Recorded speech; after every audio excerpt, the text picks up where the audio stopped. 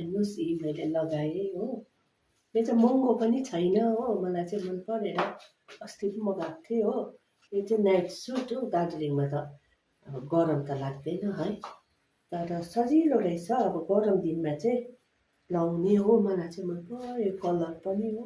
यो चाहिँ अस्ति मगाएको भन्दा अझै फिनिसिङ राम्रो रहेछ हेर्नु कस्तो लाग्यो मेरो नाइट सुट भन्नुहोस् त।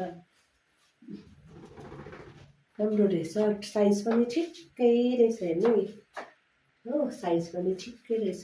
म चाहिँ किचनमै प्रायः जे पनि बनाउँछु किचनमा बाल्ने। कलर कस्तो लाग्यो तपाईँहरूलाई भन्नुहोस् ल।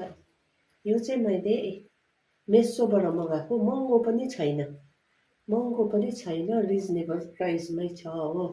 अस्ति चाहिँ मैले हल्का वेज कलर मगाएको थिएँ हो, अहिले चाहिँ यो मगाएँ हो। अस्ति चाहिँ यस्तो साइडमा मेरो डबल सिलाएको जस्तो थियो हो, तर यो चाहिँ मजाको रहेछ है, कलर मलाई मन पर्यो हो। घरमा बस्दा लाउनु सजिलो हुन्छ नि है, मलाई चाहिँ मन पर्यो। अब लुगा किनेर बनाउँदा कति महँगो पर्छ, तर यो चाहिँ मैले रिजनेबल प्राइसमा मेसोबाट मगाएको थिएँ। कस्तो लाग्यो भन्नुहोस् ल तपाईँहरूले, कलर कस्तो लाग्यो? कलर राम्रो छ है, कलर मन पर्यो मलाई चाहिँ हो। हेर्नुहोस् त है, मन पर्यो मलाई चाहिँ कलरहरू पनि, साइज पनि ठिक्कै रहेछ है। Thank you for watching.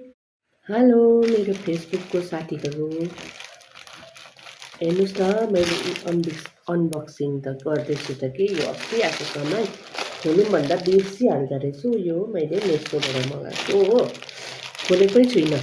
तपाईँहरूलाई देखाएर खोल्नु पर्यो भनेर मैले खोलेकै छुइनँ हो। हेर्नुहोस् न तपाईँहरूलाई कस्तो लाग्छ मेरो यो मगाएको। यो चाहिँ अस्ति मगाएको, 3-4 दिन भइसक्यो होला, बिर्सेको थिएँ मैले त हो। हेर्नुहोस् ल, यो चाहिँ मैले मगाएको थिएँ नाइट सुट मगाएको। कस्तो लाग्यो तपाईँहरूलाई? हेर्नुहोस् ल, म लगाएर देखाउँछु ल कस्तो लाग्यो।